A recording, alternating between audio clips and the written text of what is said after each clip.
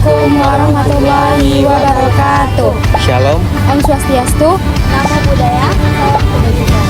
Salam sejahtera bagi kita semua.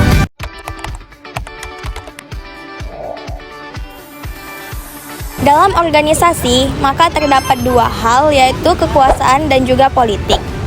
Nah, dua hal tersebut sangat berpengaruh terhadap bagaimana keputusan itu diambil, bagaimana orang-orang berinteraksi, dan bagaimana tujuan tersebut akan tercapai.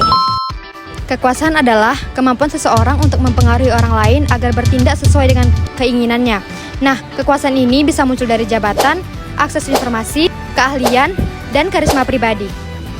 Dalam organisasi, sumber kekuasaan terbagi menjadi dua kelompok. Yang pertama, kekuasaan formal.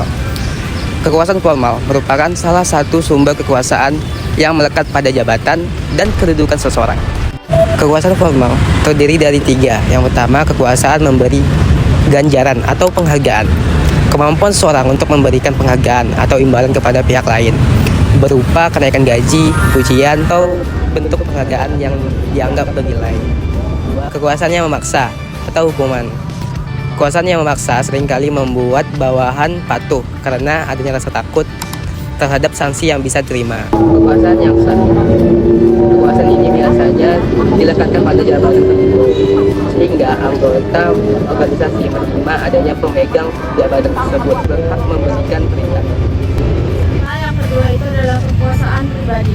Kekuasaan pribadi adalah kekuasaan yang dapat muncul melalui keahlian atau expert power. Lalu ada kesetiaan atau kekuasaan interpersonal itu atau bisa disebut reference power, serta karisma yang dimiliki seseorang. Kekuasaan pribadi dapat dibedakan menjadi dua, yaitu ada kekuasaan reference atau reference power. Yang kedua ada kekuasaan ahli atau expert power. Yang pertama itu ada kekuasaan reference. Kekuasaan reference bersumber dari karisma, kepribadian atau daya tarik seseorang. Orang lain mengikuti atau meneladani karena mengagumi sikap, perilaku atau nilai-nilai yang dimiliki pemimpin tersebut. Expert power yang didasarkan pada pengetahuan atau keahlian yang dimiliki seseorang. Seseorang yang dianggap lebih kompeten dalam bidang tertentu memiliki pengaruh yang besar karena orang lain membutuhkan pengetahuan atau keahlian tersebut. Selain kekuasaan, ada juga politik organisasi. Istilah politik berasal dari bahasa Yunani, yaitu politeia, yang artinya seni atau cara memimpin suatu kota. Politik juga dapat dipahami sebagai individu atau kelompok untuk berpartisipasi dalam mengatur, mengelola berbagai urusan kehidupan masyarakat. Menurut Aristoteles, politik merupakan aktivitas warga negara yang bertujuan untuk kebaikan bersama atau kepentingan publik. Konsep politik dibedakan menjadi dua bagian. Yang pertama, politik sebagai kepentingan umum, yaitu memandang politik sebagai wadah bagi individu atau kelompok untuk berperan dalam memperjuangkan kepentingannya masing-masing. Yang kedua, politik sebagai kebijaksanaan, yaitu pertimbangan dan keputusan tertentu untuk memastikan agar tercapainya tujuan atau cita-cita yang diinginkan secara efektif. Oke, selanjutnya ada fungsi politik. Setiap sistem politik, baik itu organisasi maupun negara, punya peran untuk bertahan, menyesuaikan diri, dan terus berjalan di tengah perubahan. Fungsi politik ini diibaratkan sebagai tugas utama yang membuat politik ini mempunyai arti dan tujuan dalam kehidupan masyarakat. Nah, fungsi politik yang pertama adalah sosialisasi politik. Nah, ini adalah proses di mana mengenalkan nilai, aturan, dan budaya politik kepada masyarakat. Tujuannya agar masyarakat tahu bagaimana cara bersikap, berperan, berpartisipasi dalam kegiatan politik. Kegiatan ini bisa disalurkan lewat keluarga, sekolah, ataupun lingkungannya. Contohnya, anak yang belajar dari orang tua tentang bagaimana sistem pemilu. Yang kedua yaitu rekrutmen politik, yaitu di proses di mana pemilih orang dari masyarakat untuk menjadi atau mengisi jabatan politik atau administrasi. Tujuannya agar ada orang-orang yang siap untuk mengisi jabatan dan menjalankan tugas negara atau organisasi. Selanjutnya, fungsi yang ketiga itu ada artikulasi kepentingan, yaitu menyuarakan atau menyampaikan keinginan dan kebutuhan masyarakat kepada pemerintah. Dan biasanya dilakukan oleh kelompok kepentingan. Contohnya itu tuh kayak mahasiswa yang melakukan demonstrasi untuk menuntut biaya kuliah yang lebih terjangkau. Ada agregasi kepentingan, yaitu proses menggabungkan berbagai kepentingan yang disuarakan oleh masyarakat. Proses ini dilakukan melalui partai politik DPR. Contohnya itu, partai politik menampung berbagai usulan dari masyarakat, lalu merumuskan untuk membuat program kerja. Selanjutnya itu yang terakhir itu ada komunikasi politik, yaitu menyampaikan informasi politik antara pemerintah dan masyarakat. Fungsinya sebagai jembatan agar semua fungsi politik lain bisa berjalan. Media massa, media sosial, pidato penjabat, atau kampanye merupakan alat komunikasi. 3. Taktik politik. A. Menyerang dan menyalahkan orang lain. Digunakan untuk menghindari atau meminimalkan tanggung jawab atas kegagalan. B. Menggunakan informasi sebagai alat politik, melibatkan tindakan menyembunyikan niat tertentu dan mendistorsi atau memutarbalikkan fakta dan informasi yang ada. Selanjutnya, menciptakan citra menyenangkan. Taktik ini berfokus pada usaha untuk menarik perhatian pada kesuksesan dan pengaruh pribadi, mengikuti norma organisasi, dan bahkan mengambil pengakuan atas hasil kerja orang lain. Selanjutnya, membangun dasar dukungan. Taktik ini berupaya untuk memperoleh persetujuan terhadap suatu keputusan sebelum keputusan itu diumumkan. Taktik politik yang selanjutnya yaitu menghargai orang lain. Taktik ini bisa membuat seseorang yang berpengaruh bisa merasa dihargai dan merasa senang. Oke, selanjutnya yaitu membentuk kekuasaan dengan sekutu kuat. Yaitu kita akan bergabung dengan individu-individu kuat yang memiliki kemampuan untuk mencapai tujuan dan hasil yang diinginkan. Selanjutnya itu ada taktik asosiasi dengan orang yang berpengaruh. Taktik ini bertujuan untuk membangun jaringan dukungan yang kuat, baik di dalam maupun di luar lingkungan organisasi.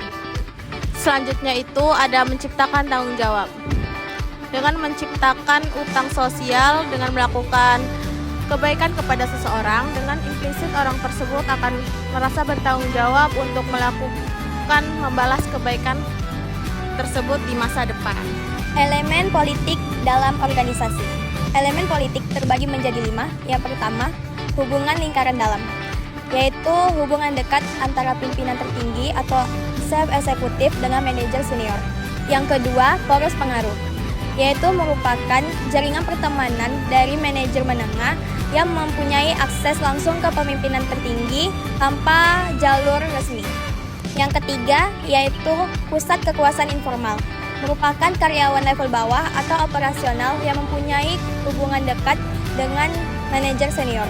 Yang keempat, yaitu unsur polarisasi, yaitu situasi ketika ada perbedaan pandangan antara manajer dan bawahan atau antar individu di organisasi. Yang kelima, ada koalisasi informal, yaitu kelompok manajer yang bekerja sama secara tidak resmi untuk membuat alternatif keputusan yang berbeda dari arahan atasan. Oke, poin selanjutnya adalah dampak positif kekuasaan dan politik dalam organisasi. Yang pertama yaitu meningkatkan kinerja melalui sistem penghargaan. Sistem penghargaan yang adil dan transparan dapat meningkatkan motivasi karyawan untuk bekerja lebih baik dan meningkatkan kreativitas. Yang kedua yaitu dapat mengelola konflik secara efektif. Politik organisasi yang sehat dapat membantu pimpinan untuk menyelesaikan konflik dengan bijak. Yang ketiga yaitu mendorong inovasi dan kreativitas karyawan. Kekuasaan yang digunakan dengan tepat dapat memotivasi karyawan untuk memunculkan ide-ide baru untuk meningkatkan kinerja organisasi. Yang keempat, yaitu mendorong serta meningkatkan motivasi karyawan. Penggunaan kekuasaan dengan tepat dan terbuka dapat menumbuhkan rasa percaya serta semangat karyawan. Dampak negatif kekuasaan dan politik terhadap organisasi. Yang pertama adalah menurunkan kepercayaan dan motivasi kerja. Politik di tempat kerja dapat menimbulkan ketidakadilan, membuat karyawan merasa kehilangan semangat serta kepercayaan terhadap organisasi. Yang kedua itu ada merusak hubungan kerja dan kepercayaan antar karyawan. Itu adalah persaingan atau saling curiga akibat politik kantor yang dapat menimbulkan konflik serta menurunnya kerja sama tim. Selanjutnya yang ketiga itu ada menurunkan kinerja dan produktivitas organisasi. Adanya rumor, gosip atau intrik politik yang dapat membuat suasana kerja tidak sehat dan meningkatkan stres lalu menurunnya kinerja. keterkaitan antara politik dan kekuasaan di dalam organisasi. Politik dan kekuasaan selalu berkaitan karena keduanya muncul dari interaksi antar manusia dalam organisasi atau kelompok, yang dimana kekuasaan tersebut merupakan kemampuan seseorang untuk memengaruhi orang lain agar bertindak sesuai keinginannya. Sedangkan politik yaitu cara menggunakan kekuasaan itu untuk mengatur keputusan dan tindakan dalam organisasi. Etika kekuasaan dan politik. Etika penting untuk menilai apakah kekuasaan dan politik dalam organisasi digunakan secara adil atau malah merugikan orang lain. Etika kekuasaan. Kekuasaan merujuk pada kemampuan untuk mempengaruhi keputusan dan mengatur sumber daya dalam organisasi. Orang yang memiliki kekuasaan rawan menyalahgunakan wewenang karena merasa tindakannya dapat dibenarkan. 4. Semakin tinggi kekuasaan, semakin tinggi pula kemungkinan terjadinya pelanggaran etika. Etika politik.